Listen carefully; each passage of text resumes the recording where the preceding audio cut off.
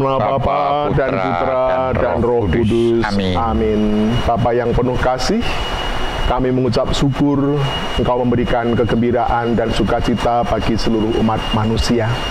Kesempatan untuk merayakan Natal di tahun 2021 mengundang kami semua untuk berpusat pada Putra-Mu Yesus Kristus yang karena kasih-Nya membuka kesempatan bagi semua orang untuk merasakan diri sebagai putra-putri Bapa, sebagai saudara satu sama lain.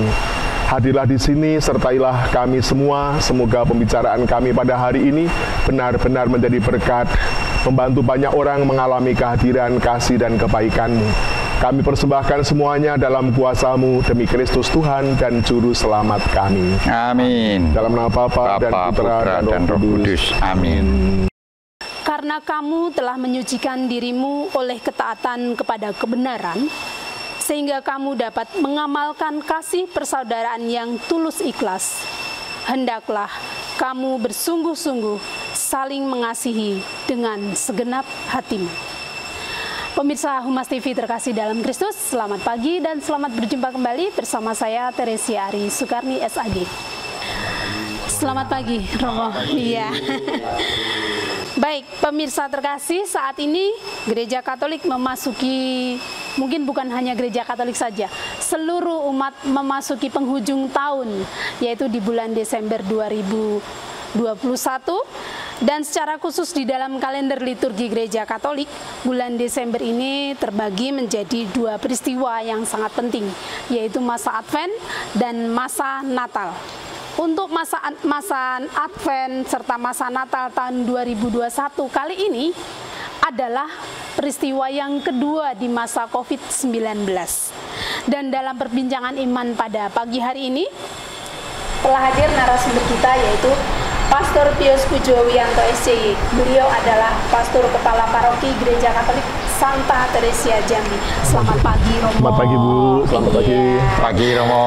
Selamat pagi. Dan yang kedua, tentu tidak asing lagi, beliau adalah Bapak C. Mujito, selaku Kepala Sekolah di SD Sabrius II, juga tokoh agama Katolik dan pengurus FKUB Kota Jambi. Kota Jambi, betul ya. Selamat pagi, Pak. Selamat pagi, Bu Ari. Selamat pagi, Romo. Saudara-saudari semua. Bapak Romo dan juga Pak Mujito. Puji Tuhan, sehat. Luar biasa. Sehat dan semangat ya, Romo ya. Baik, Romo dan juga Pak Mujito. Tahun ini adalah tahun kedua di masa COVID untuk di peristiwa Natal yang kita lalui. Dan sebagai pertanyaan kepada Romo, memasuki masa Natal tahun 2021 sebagai tahun kedua ini di masa pandemi, sampai sejauh ini bagaimanakah persiapan Natal tahun 2021 di Gereja Paroki Santa Teresia Jambi? Persiapannya berjalan normal sebenarnya. Diawali dengan minggu pertama Advent, memasuki tahun baru liturgi. Kita semua diajak juga untuk menaruh perhatian pada tema Advent kita dan berpusat ya pada cinta kasih Kristus, dan juga mengingatkan kita bahwa kita ini saudara satu dengan yang lain. Maka walaupun masa pandemi belum berakhir ya, kekhawatiran masih ada, keberanian juga mulai ada, tetapi saya bergembira. Geliat kehidupan bersama itu nampak tidak mencekam lagi. Betul sekali. Maka semoga kegembiraan Natal tahun ini pun juga mengubah suasana pandemi ini dari takut menjadi merasa nyaman lah. Itulah yang diharapkan. Maka semoga kedatangan Tuhan juga menjadi sumber penghiburan, sumber kekuatan bagi kita semua. Dan itulah yang diharapkan. Kemudian juga pendalaman Advent memang belum semeriah karena banyak orang toh masih takut juga. Ada yang secara online ya, ada yang secara kelompok-kelompok kecil, tetapi kerinduan untuk mendalami iman, berjumpa dengan saudara-saudari itu sudah mulai ada. Bagaimanapun juga manusia ini kan tidak bisa sendirian. Manusia itu takut kesepian. Maka saat ada kebersamaan pasti akan digunakan dengan sebaik-baiknya. Baik, terima kasih Romo Ya. dan kepada Bapak Mujito. Ya. Bagaimana situasi dan kondisi proses-proses persiapan di masa Natal ini secara iman dan secara fisik khususnya di Gereja Gregorius Agung Kota Baik. Jambi? Silakan. Saya kira tidak jauh berbeda dengan apa yang disampaikan oleh Pastor Pius Pujowianto bahwa baik secara rohani atau secara iman maupun secara fisik kami juga sudah menyiapkan banyak hal. Pertama, panitia pelaksana Natal tahun 2021 sudah dibentuk dan bekerja sama dengan baik. Bahkan kami salut, mulai Advent pertama, panitia juga mulai kerja bakti bersama. Jadi setiap habis misa di hari Minggu jam 7.30 misa, jam 9 selesai, langsung kumpul ganti pakaian kerja bakti. Membersihkan parit, lalu memberesi tempat-tempat yang kurang rapi, ini secara fisik. Ya. Sampai kemarin sore, kebetulan saya juga selalu melihat teman-teman kerja dan sesekali terlibat semampunya sudah mulai membuat kandang Natal. Jadi biasanya gua tahun ini kami merencanakan kandang. Dan itu mulai dibuat bersama-sama, gotong royong. Itu sudah menjadi ciri khas kita. Jadi secara fisik seperti itu. Lalu secara iman, bahwa Advent pertama, kedua, ketiga, keempat. Hanya yang keempat itu kan sudah masuk minggu yang keempat ya Romo. Maka kami secara rutin mengikuti pertemuan yang diadakan oleh Komsos Kapal Palembang. Pertama itu dipimpin oleh Romo Justinus Suwartono PR, berbicara persekutuan. Bagaimana sih kebersamaan itu, apalagi sinode juga mengatakan bahwa melangkah bersama. Kami juga berusaha untuk dalam situasi tadi Romo mengatakan ketakutan kita jadikan menjadi rasa syukur, ya. Lalu kecemasan kita jadikan menjadi kedewasaan dalam iman. Jadi kita tidak boleh memanipulasi, karena memang ada sebagian teman yang tadinya memang ada tanda-tanda malas ke gereja, kesempatan COVID ini menjadi dimanipulasi karena masih COVID, padahal memang dasarnya malas gitu loh. Nah ini kan sesuatu yang tidak baik. Nah maka kami ingin kembali memurnikan bahwa mari kita mulai, biarpun ada cemas, ada takut, tapi bisa kok kita lewat Zoom, bisa kok kita mendengarkan dari jarak jauh. Yang penting niat kita itu ada. Jadi dari segi iman kami juga Advent kita ikuti, biarpun betul tidak sama dengan kondisi yang normal ya Romo ya. Tapi dibanding Natal tahun 2020 ini sudah bangkit. Kebetulan memang COVID, artinya vaksinasi sudah, saya mau mengatakan umat Katolik 80% itu sudah menerima COVID yang kedua. Karena ketika vaksin pertama itu sampai berebut. Mendengar ada, di mana ada, udah kejar. Sampai teman saya Bu Hartini itu saking takutnya nanti nggak ikut nerima vaksin, naik motor mau ke tempat vaksin jatuh. Takut kalau nanti nggak kebagian. Ini menandakan bahwa program pemerintah itu kita dukung sepenuhnya. Ketika COVID kedua juga demikian, maka dengan sudah menerima vaksin pertama dan kedua ini, mudah-mudahan menjadi setidaknya antibodi kita untuk ketularan, janganlah, itu harapan. Biarpun kita tetap prokes, itu tidak boleh tidak, karena yaitu tadi saya mau mengatakan bahwa musibah membawa hikmat yang luar biasa. Salah satu contohnya, izin Romo, saya dengan teman-teman Muslim mengatakan, peristiwa COVID ini ada sesuatu yang kami ambil dari saudara-saudariku. Apa itu Pak Mundo? Saudara-saudari Muslim kalau mau sholat kan wudhu, membersihkan diri. Kami minimal cuci tangan. Dan di gereja udah dipasang permanen. Ini kan sesuatu yang baik. Maka ada istilah ATM, kami mau menerjemahkan. A-nya itu kami amati, T-nya itu tiru, lalu M-nya itu kami memodifikasi. Jadi, kalau itu baik kenapa nggak kita tiru?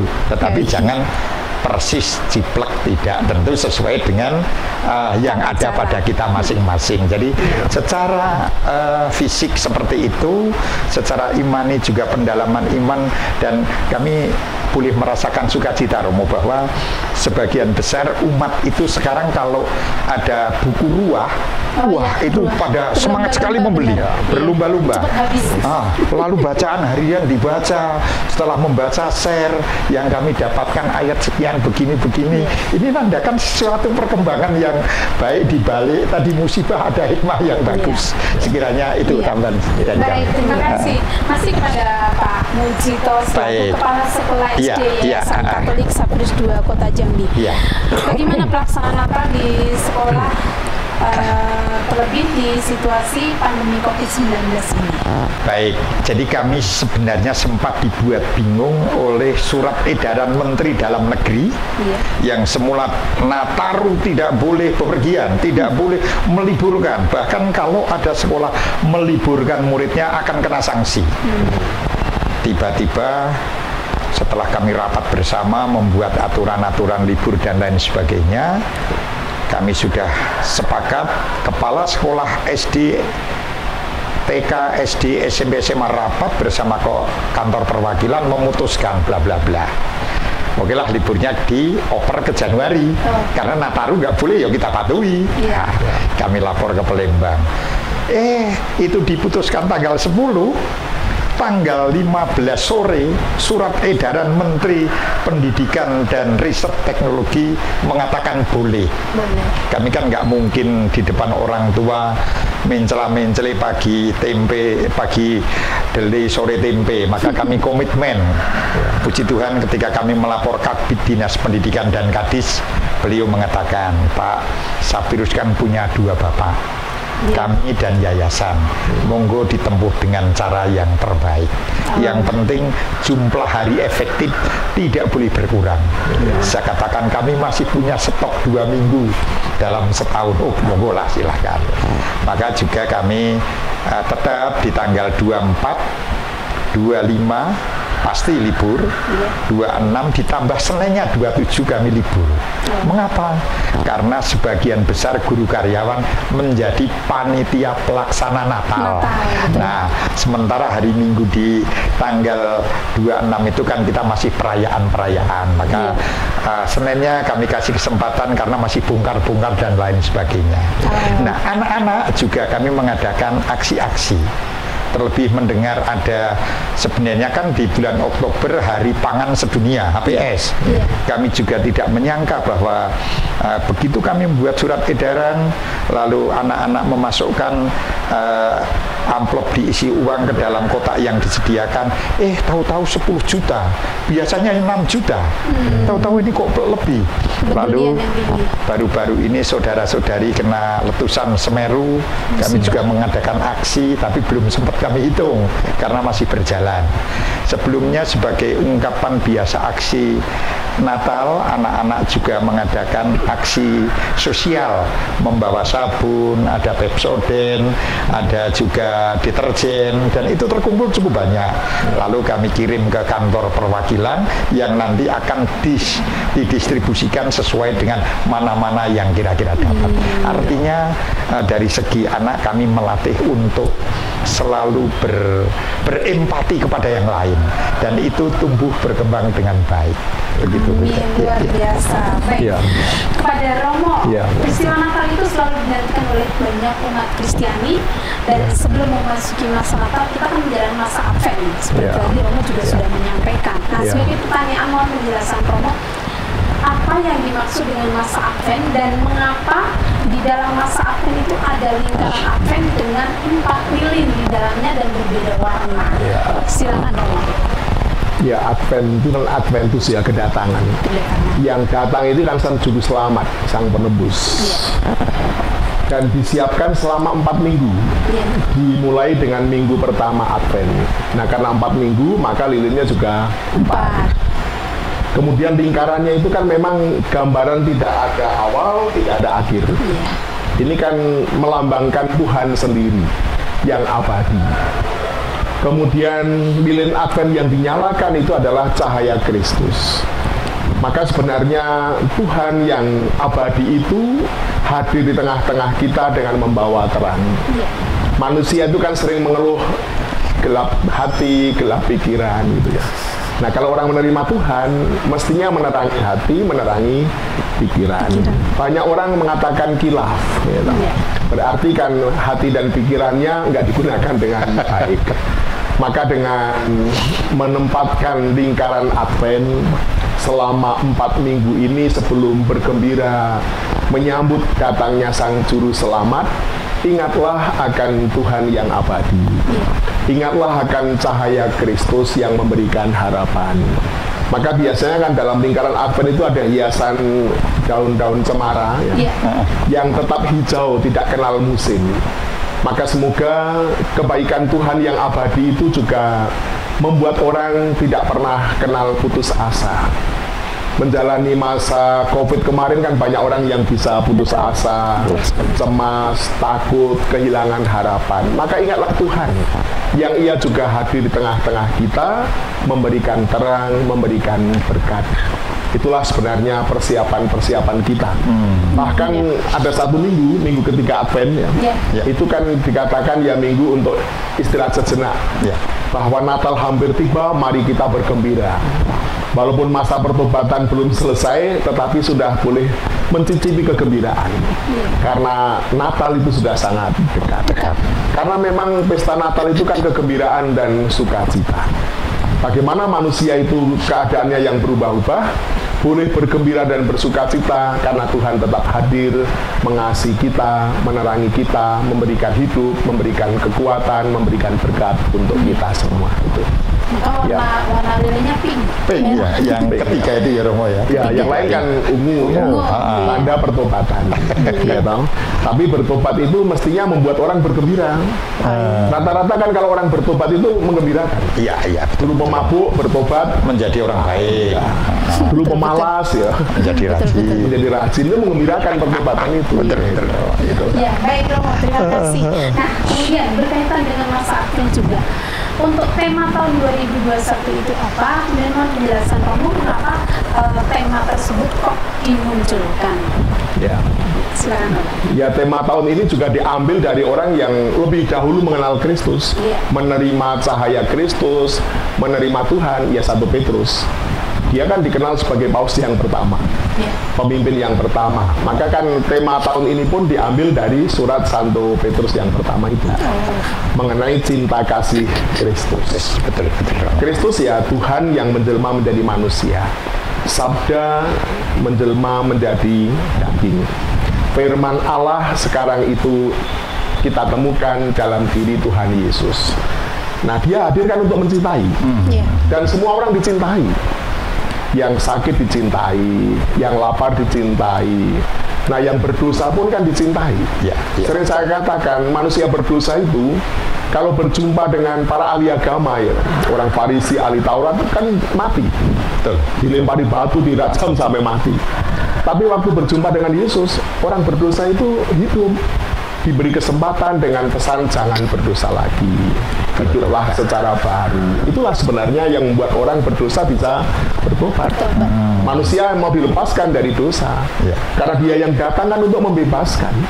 Membebaskan apa? Dari perbudakan dosa, itu yang paling berat.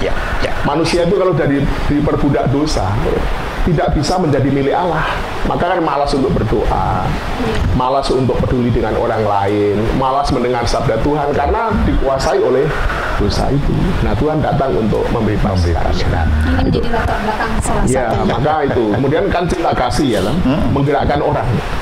Kalau orang itu punya kasih, nggak bisa diam. Betul pasti. Tapi kalau orang itu mati hatinya, mati perasaannya, nggak ada kan orang mati itu bergerak. Betul sekali. Yang hidup itu ya orang yang mengalami kasih. Seperti orang tua yang punya kasih yang besar, tidur nyenyak pun terbangun karena ingat si kecil yang nangis.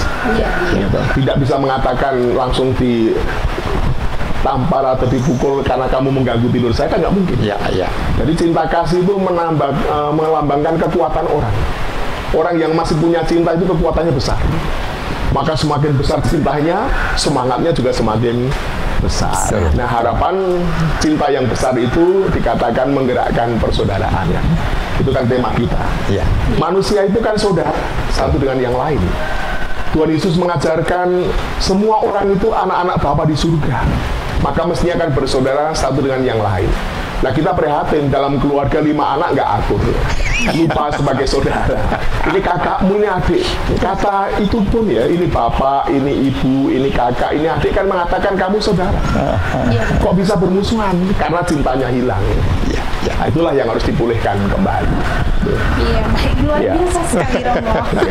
Baik, kita lanjut kepada Pak Mujito. Selaku pengurus FKUB Kota Jambi. Bagaimana tanggapan Bapak bersama FKUB di dalam pelaksanaan Natal tahun 2021 di tengah masa pandemi COVID-19 ini? Silakan. Baik, kebetulan kemarin kami sudah rapat dengan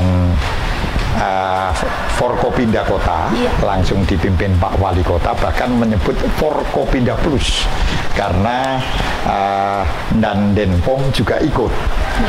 Kemudian seluruh camat sekota Jambi, seluruh OPD, seluruh Kapolsek dan panitia yang mau merayakan, baik itu dari saudara kita Kristen Protestan maupun kita Katolik. Maka dari Katolik saya ajak Mas Vena selaku Ketua DPP Paroki Santa Teresia dan Mas Isa juga kami ajak supaya langsung mendengarkan. Dan sebelumnya bersama Pakem kami juga diundang. Kebetulan Ketua Pakem itu kan Pak Kajari, yang orangnya kocak sekali. Saya ditanya bagaimana persiapan Natal di gereja Katolik Pak Mujito. Dia, maaf Romo, saya di sana tuh sering disebut Romo Mujito gitu, untuk membedakan dengan para pendeta. Saya katakan persiapan kami dari apa yang surat edaran dari Menteri Dalam Negeri sudah kami ejawantahkan, kami tambah dengan situasi kondisi yang ada di kami. Gereja Gregorius Agung mengetapkan setiap wilayah umat yang mau mengikuti misa, baik misa minggu biasa maupun misa Natal, harus membawa kartu. Kartunya dari wilayah satu ke wilayah lain berbeda. Lalu kami batasi dalam sekali misa hanya 3 wilayah. Tujuannya daya tampung kan 50%, dan itu dikatakan cukup baik. Karena tahun lalu pada waktu misa Natal, maaf karena komunikasi kami dengan Pak Kapolda nggak kurang begitu baik, karena kami kan mau WA, mau memberitahu itu kan ya segan gitu ya. Pak Kapolda misa malam Natal di Gregorius Agung, lupa nggak bawa kartu. Dicegat oleh petugasnya, maaf Pak, karena Bapak nggak bawa kartu nggak boleh masuk Pak. Telepon ke saya, Pak Mujito, saya mau misa di GA kok nggak boleh. Oh Bapak nggak dapat kartu? Enggak, ya sudah saya akhirnya saya jemput, bahwa saya jelaskan begini-begini. Ini karena kesalahan kami dengan panitia, tapi kan itu juga sesuatu yang baik. Untuk apa? Untuk sterilisasi. Karena ketika tidak seperti itu, ingat peristiwa di Makassar, Ntelonyong sampai petugasnya juga ikut jadi korban. Nah, kami ingin tidak seperti itu, karena kami berbeda dengan Teresia. Kalau Teresia kan memang tepi jalan dan lain sebagainya, tapi puji Tuhan bahwa kepolisian sebagai mitra paling dekat dalam segi keamanan sungguh luar biasa, menjaga gereja, tidak hanya gereja Katolik tapi semua tempat ibadah ketika merayakan Natal. Maka saya selaku FKUB sudah menyampaikan kepada Forkopinda, kepada Pak Kapolsek, kebetulan Kapolsek Kota Baru orangnya juga masih muda dan baru bertugas di sana 2 minggu. Ketika kami sowan, beliau sorenya datang ke gereja, melihat langsung dan mengapresiasi persiapan-persiapan kita. Maka di FKUB Gereja Katolik mendapat tempat yang baik, karena ketiga gereja di Kota Jambi semuanya punya IMB. Ketika dimonitoring lengkap semua persyaratan prokes, maka kita tidak ragu. Maka lalu menambahi apa yang dikatakan, sebenarnya nggak menambahi, tapi Advent tahun ini mengambil tema cinta kasih. Diawali pertemuan pertama bicara persekutuan, kebersamaan. Pertemuan kedua, partisipasi dan keterlibatan, ini dipimpin langsung oleh Bapak Uskup Agung kita Palembang yang baru, Monsinyur Yohanes Harun Yuwono. Wah, sangat bagus sekali. Sampai bagaimana keterlibatan di RT, kalau parit kotor bagaimana, ini kan menandakan kita harus hadir bersama-sama. Lalu yang ketiga dipimpin oleh Romo Yohanes Sigit Winarno SIY, berbicara tentang misi atau utusan. Kalau kita sudah bersekutu, kita berpartisipasi dengan masyarakat sekitar, maka kita juga harus diutus menjadi misi, yaitu mewartakan kabar sukacita kepada siapapun, entah agamanya apa, entah sukunya apa. Romo tadi bilang bahwa kita semua bersaudara, dan itu nyata. Di FKUB, tempat pertemuan para tokoh-tokoh agama, kami di sana nggak pernah mengatakan assalamualaikum atau apa, tapi yang kami katakan salam rukun. Udah mewakili semua, karena kerukunan itu modal yang terbaik. Begitulah FKUB Kota juga belum lama ini kami mendapatkan surat tugas dari ketua untuk memonitoring tempat-tempat ibadah. Yang terakhir saya monitoring adalah GKY, Gereja Kristus Yesus, yang baru berdiri di dekat SMP Negeri 1. Sudah bisa ditempati mulai Advent kedua, Romo. Jadi kita ikut bergembira, saudara-saudari kita yang beragama Kristen Protestan dengan sekte GKY sudah mulai bukan di ruko lagi, tetapi di tempat gereja yang punya IMB, dan itu mantap tempatnya. Begitulah di FKUB. Biasa, baik. Satu lagi untuk Pak Puji. Boleh. Selaku kepala sekolah, kita bicara Bapak sebagai kepala sekolah. Di masa pandemi ini kan proses belajar tentu sangat berbeda. Pasti. Apalagi Bapak sudah menginformasikan tadi ada libur, ternyata enggak. Lalu sebagai pertanyaan, bagaimana Bapak menyikapi sehingga seluruh proses pendidikan dan kegiatan anak-anak ini dapat berjalan dengan lancar, terlebih di semester yang akan datang, dan juga dengan mengawali di masa Natal ini, karena sekolah Yayasan Katolik. Betul ya. Baik, jadi kami tetap memedomani surat edaran dari Dinas Pendidikan Kota, juga dari Pak Wali. Ini kita nggak bisa melanggar karena tujuannya pasti baik, tetapi kami juga mensiasati. Jadi pernah saya menjadi pembicara di seluruh kepala sekolah Sekeuskupan Agung Palembang, Yayasan Xaverius, untuk berbicara menyikapi masalah dari masa pandemi ini. Kami mengambil langkah, saya aplikasikan. Dulu kita bersepeda, sekarang mesti naik pesawat. Artinya saya mau mengatakan bahwa peristiwa pandemi ini memang musibah, tetapi di balik itu pasti kita harus mencari solusi-solusi terbaik. Maka puji Tuhan, guru kami, guru karyawan itu ada 6 orang yang sangat pintar IT.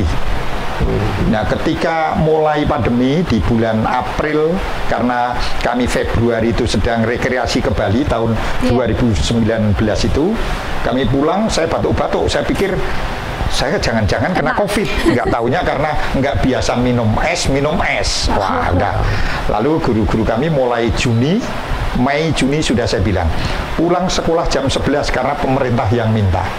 Anak pulang jam 11, silakan. Guru-guru pulang tetap jam 1. Dari setengah 12 sampai jam 1 belajar IT, aplikasi macam-macam yang tahu saya suruh belajar menurut paralelnya.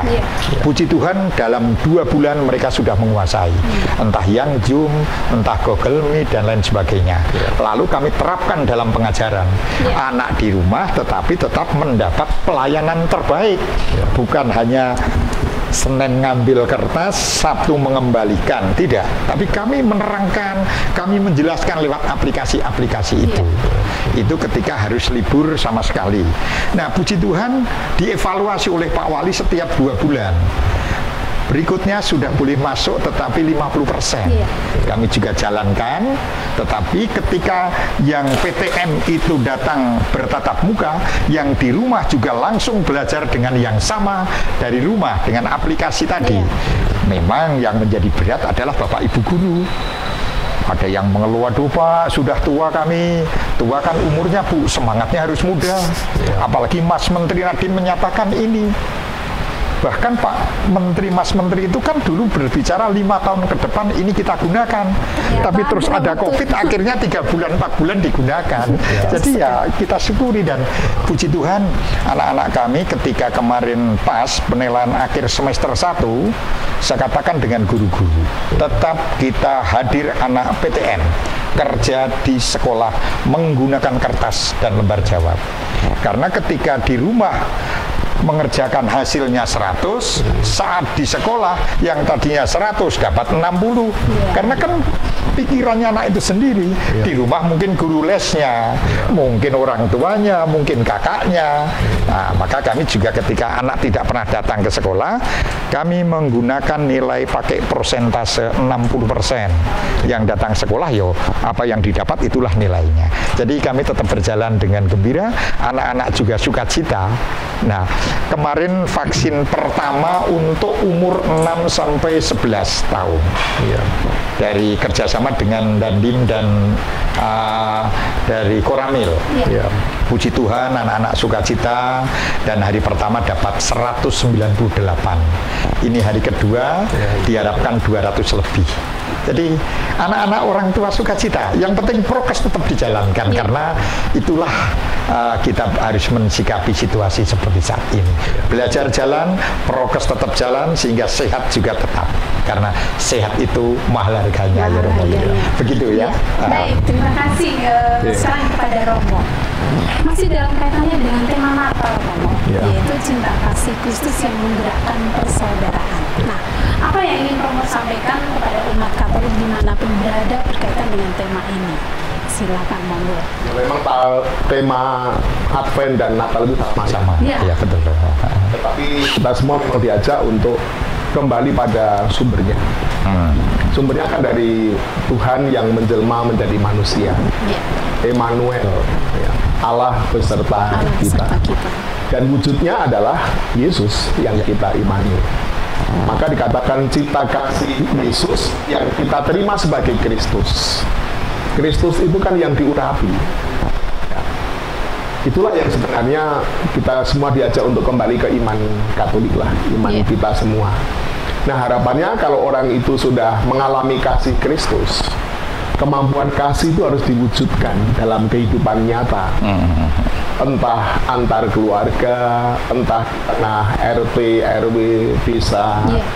Tetapi juga yang paling penting, orang-orang yang beriman itu punya daya hidup dari dalam. Maka dikatakan menggerakkan. Gitu. Jadi suatu yang bergerak itu kan punya daya hidup dari dalam. Nah, harapannya orang-orang Katolik khususnya ya. Tetapi kan juga untuk semua orang, karena memang semua orang juga milik Tuhan, digerakkan oleh kekuatan dari Tuhan. Nah, kita itu prihatin, banyak orang digerakkan oleh yang jahat, mencuri, memusuhi yang lain, merugikan yang lain, merusak. Itu kan juga menggerakkan. Tapi yang menggerakkan bukan kasih, yang menggerakkan bukan kuasa ilahi, bukan kuasa Tuhan. Mari kita seperti Bunda Maria gitu ya.